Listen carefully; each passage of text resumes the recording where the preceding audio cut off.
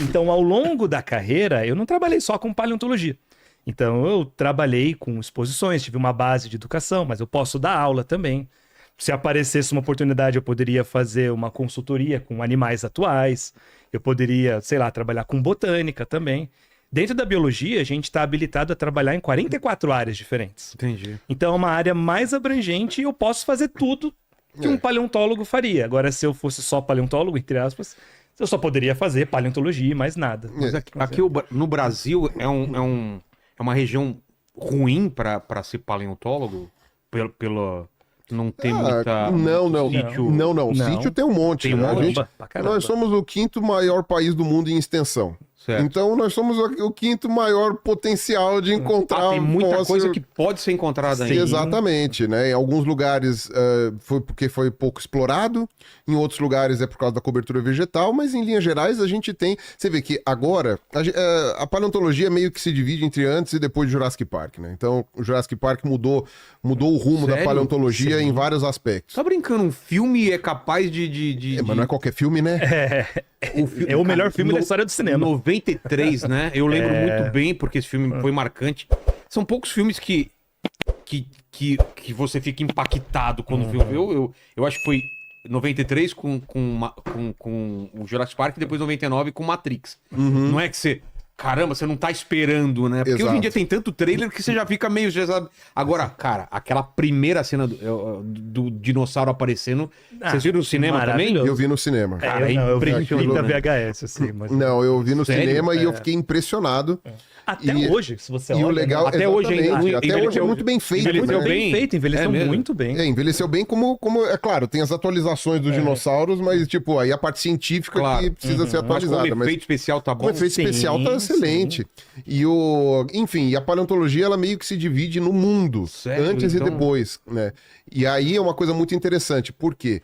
Porque você teve um efeito de muitas pessoas indo para paleontologia e uma preocupação que antes, não é que ela não existia, mas ela era uma preocupação menos relevante, de tentar representar e entender aquelas formas de vida quando estavam vivas.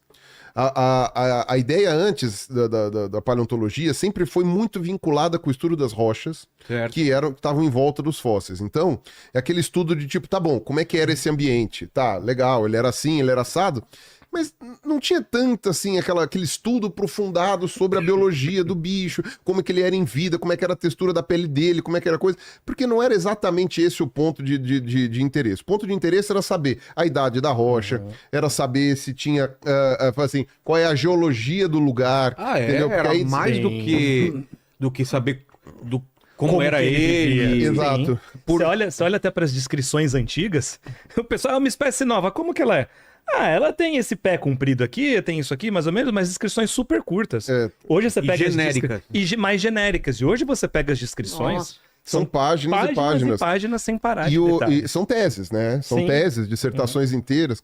E isso foi determinante para uma mudança muito grande na proporção de área de formação dentro da paleontologia. Olha como é que é louco. Também, né? Porque antes... Destinado. Não, sim, a gente pode falar de grande depois, mas tô falando assim, antes do Jurassic Park, você podia colocar aí uma boa maioria dos profissionais da paleontologia eram geólogos.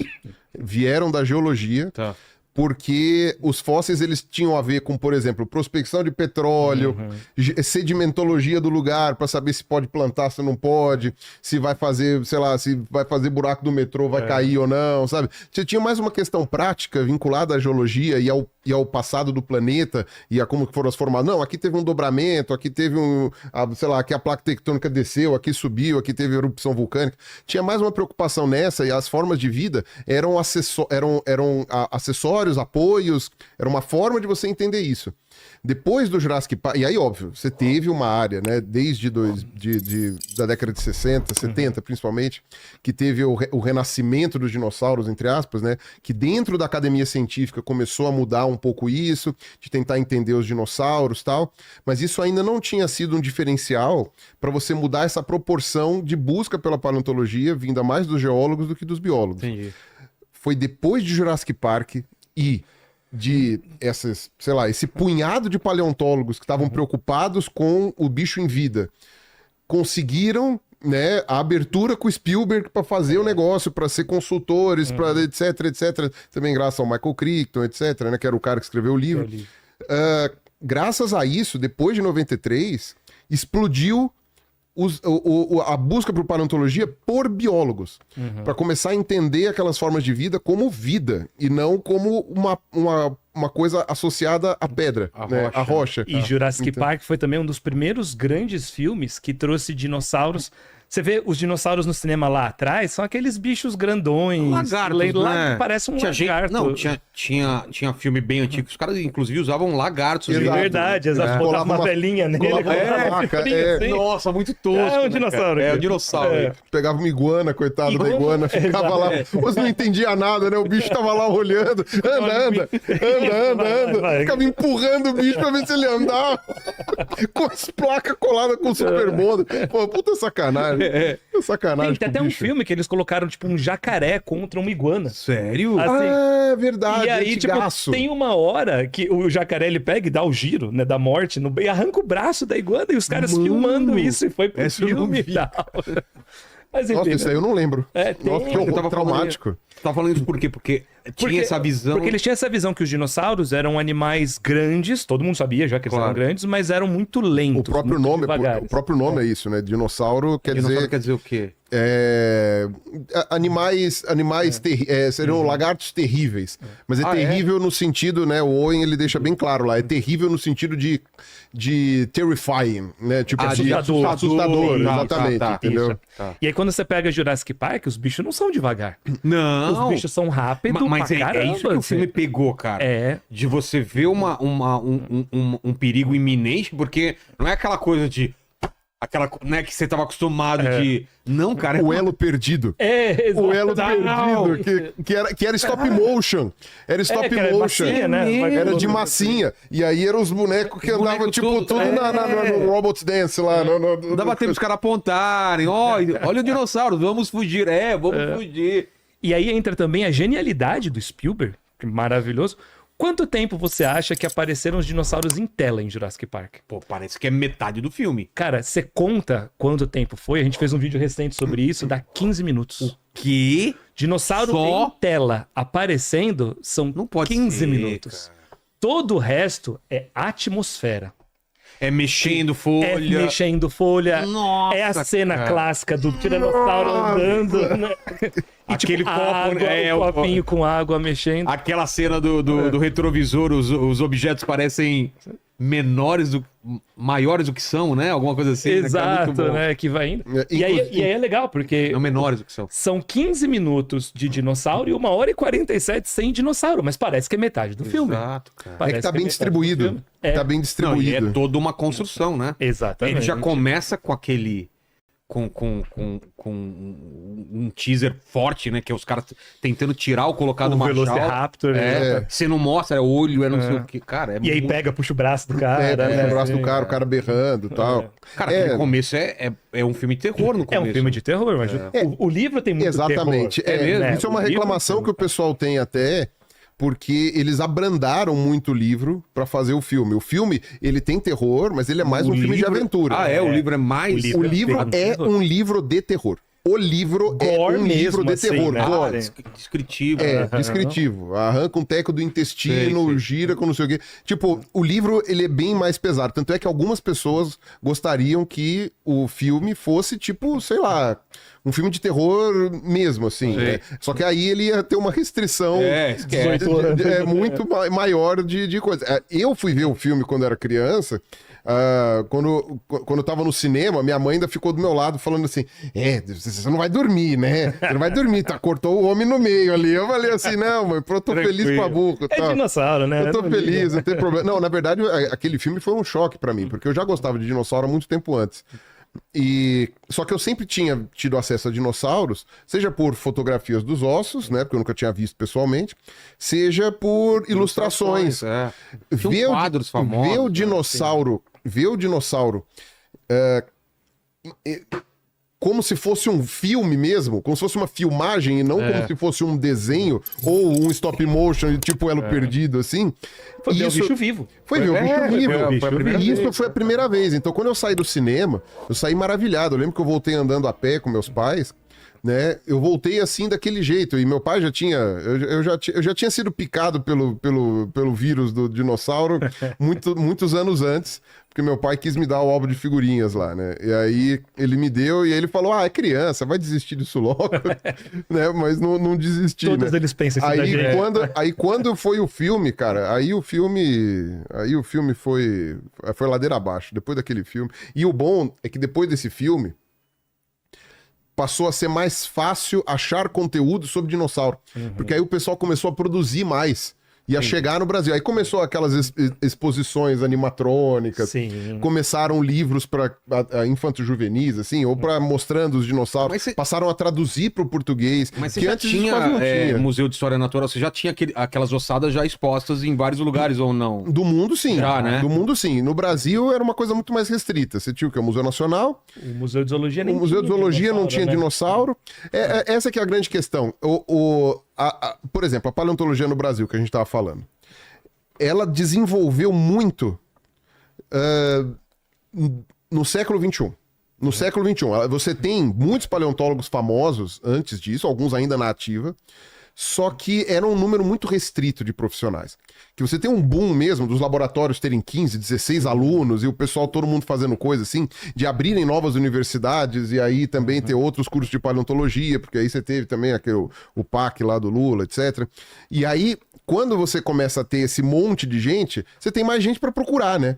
Aí você tem mais gente para procurar, você tem mais gente para ir para os lugares. Você começa a abrir universidades em lugares que estão mais próximos dos afloramentos do que só ficar o eixo Rio-São Paulo. E também porque, né, a partir dos anos 2000 e pouco, são as crianças que assistiram o Jurassic Park. É isso. São as crianças que estavam lá, os pirulinhas, né? Exato, mas é que isso mesmo. assistiram. Aí quando começa os anos 2000, 2000 e pouco, aí o pessoal começa a chegar na fase profissional e falar, pô, vou pra paleontologia, não vou. Então a gente conseguiu ter sorte de pegar um boom, né, da nossa área, que foi muito promissor, né? Quando a gente começou a estudar a nossa pós-graduação, tinha muito por fazer. Tinha tudo por fazer. Porque as áreas mesmo que tinham sido estudadas, pô, os materiais que eu estudei tinham sido descritos pelo Price em 45. Caramba. Né? E desde então, sei lá, acho que ninguém tinha trabalhado com aquilo, ou duas pessoas no máximo tinham revisado aquilo ali, né? Você tinha lá o museu no Rio de Janeiro você tinha os dois museus, né? Você tinha o Museu de Ciência da Terra, que era o museu do DNPM, né? Lá na Urca, e o Museu Nacional, né? Que era lá na Quinta da Boa Vista. Os materiais que estavam lá eram materiais históricos. O DNPM era aquela catacumba lá, com aquele monte de fóssil jogado lá, porque depois que morreram os paleontólogos que trabalhavam com aquilo, o pessoal não repôs, é órgão público, não está vinculado à universidade, foi deixando pra lá. E alguns fósseis acabaram parando fora do Brasil, né? Inclusive o primeiro dinossauro brasileiro não tá no Brasil. O primeiro dinossauro descoberto, né, aqui no Brasil. É verdade. Por quê? Foi um acordo. Porque foi um acordo do Price, né, para Exato. fazer o doutorado dele em Harvard. E aí o cara falou, tá bom, eu aceito, pode vir, mas traz o bicho aqui, e deixa ele aqui. Você tem o Price, ele é um paleontólogo icônico aqui do Brasil, né? Llewellyn Ivor Price. Ele é americano. Na verdade, assim, ele era filho de americanos, nasceu no Brasil, morou a maior parte da vida dele nos Estados Unidos, mas ele veio pro Brasil de novo quando ele foi fazer a parte profissional dele de paleontologia. E entre uma coisa e outra, ele foi várias coisas, né? A gente tá falando aí do comecinho do século XX. Aí o que acontece? Ele começa a trabalhar na década de 40, lá no Rio de Janeiro, no Museu no Museu de Ciências da Terra, né? Lá na Urca. E o Price tinha nascido no Rio Grande do Sul, né? Então ele tinha um contato muito grande com o Rio Grande do Sul e começou a fazer pesquisas lá. E o Rio Grande do Sul é um dos maiores afloramentos a céu aberto de fósseis do mundo. Tem uma explicação? Formação geológica. Formação geológica. É por causa do extrato, né? No caso, quando você está falando de Triássico, ali tem a maior quantidade de afloramentos. Tá. Por causa da região, tá no meio da placa. O que acabou preservando. Exato, ali. acabou preservando ali. Tem uma série de fatores ali de como que isso acontece. Não teve grandes... Quer dizer, na verdade, os grandes derramamentos vulcânicos que aconteceram protegeram os afloramentos ao invés de destruir, né? Então, Serra Geral, quando ele cobre lá, não sei o quê, não tem não há uma destruição daquilo, muito pelo contrário, né? Você tem uma compactação. Eu então... estive na Patagônia também, lá tem bastante coisa. Dá raiva. Assim, Dá raiva. É incrível. Bem mais- Dá raiva. Aquele terreno também é O propício. terreno ajuda muito. Ajuda muito, não tem planta? Não, Não tem planta, você sabe tudo. Não, na Patagônia dava raiva. A gente chegava lá, você pegava o carro, andava nos lugares, aí o cara chegava e falava assim, bueno, aqui temos Cenozoico. Eu falei assim, tá, o Cenozoico, não, pero hoje vamos ao Mesozoico, e aí, é Jurássico aqui. Tem muito sítio. Temos lá, né? A aula Triássico allá. prática toda ali. Temos né? Triássico allá. Aí eu falei assim, tá, e aquele morro ali? Não, este é Paleozoico. Aqui você quer trilobita? Não, então você não... Cara, Tem tudo! tudo. Tem tudo! E se você chutar ainda, você pega uma placa de gliptodonte ainda do Não, do e Pleistoceno. você né? falou, né? O pessoal passa por alguns fósseis. Olha lá, Nossa, Léo, os caras puta- começaram já com as palavras aí, cara. Não, o Começaram... gliptodonte é um tatu gigante que habitava o Brasil ainda na época, quando já tinha ser humano aqui. Então, sei, tipo, é muito recente, E né? aí os caras tropeçam em fêmur de dinossauro assim. Ah, não, esse aqui não, vamos procurar outro. É, eles Vou procurar escolhem. a cabeça, É, sim. a Patagônia dá raiva. E muitos dos fósseis que são encontrados no norte da Argentina também mostram uma correlação com o Rio Grande do Sul. Afinal de contas, a divisão a entre os extensão, países é humana, né? É. E aí, e também a África do Sul, porque estava grudado na época. Agora, então, o Price era um cara muito interessante por causa disso, porque ele tinha essa conexão Brasil e Estados Unidos muito forte, e ele foi um cara que ele era aventureiro, ele tinha esse espírito aventureiro, aquela coisa bem, sabe, De bem filme, cinematográfica mesmo, em que ele ia para os lugares e tal, não sei o quê. E como ele tinha um contato muito grande com os Estados Unidos, e ele não tinha no Brasil ninguém com quem se consultar no que diz respeito à paleontologia de vertebrados, porque o que tinha no Brasil era principalmente o pessoal trabalhando com invertebrados. Tinha ou o Paula coisa... Couto, né? De O mamíferos. Paula Couto era mamífero, o Paula Couto é novo ainda perto do Price. Tinha o Dr. Roxo, por exemplo. É o Dr. verdade. Roxo, que era o Gonçalves Roxo, é uma família tradicional lá do Rio de Janeiro. E aí o que acontece? O Price, ele fez um acordo com o Romer, que era o diretor do museu de Harvard, né, lá nos Estados Unidos, e fez um acordo com ele, falando, ó, eu queria fazer o doutorado e o mestrado aí contigo, porque eu quero, não sei o quê. Ele falou assim, tá bom, com o que você quer fazer? Aí ele falou, eu achei um fóssil de dinossauro aqui no Rio Grande do Sul. Aí ele falou, então faz o seguinte, você traz o fóssil pra gente, a gente estuda, você pega o seu mestrado, seu doutorado em cima do fóssil, mas o fóssil fica em Harvard. Tava dentro da lei naquele momento, tava dentro da lei, Hoje porque não a poderia. nossa lei é de 42. Hoje poderia via empréstimo, mas teria que ser devolvido teria que de ser qualquer devolvido, maneira. Mas a nossa lei é de 42, se não me engano, 42, né? Então 42. isso daí foi antes de 42. E você ainda tinha uma certa coisa de falar assim, tá, no Brasil você não tinha exatamente museus que faziam preparação desse material. Então Entendi. você tinha uma justificativa de falar assim, ah, tá. Tanto que vai- a gente tá falando aqui, né? Você tá falando de 3 paleontólogos no país inteiro, Exato. praticamente. Hoje a gente tem centenas de paleontólogos Ah, é? no Brasil.